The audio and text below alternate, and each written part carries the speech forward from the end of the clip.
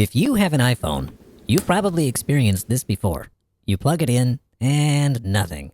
Chances are your lightning cable connector may be dirty, oxidized, or corroded. But don't buy a new one just yet. You may be able to fix it up using a little kitchen science. Pin 5 is responsible for providing power and charging. This is the one that often gets corroded. But using some common kitchen cleaners, you can restore this to working order. First thing, dip a Q-tip in 99% isopropyl alcohol, or if you have it, Goo Gone. Then carefully rinse and dry. Don't use anything sharp like a knife or a blade. Will just scratch the plastic. And this isn't going to help you at all. On a second connector, I decided to test using 5% vinegar after the first cleaning, and this really made a difference. So I decided to take both connectors and soak them in vinegar for half an hour or longer. The results were really clear. After another scrub and drying, both connectors are looking much nicer.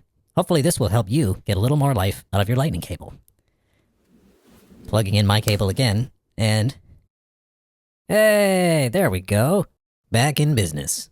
Nice. Here's a recap of the steps I took. I hope this works for you too. Thanks for watching.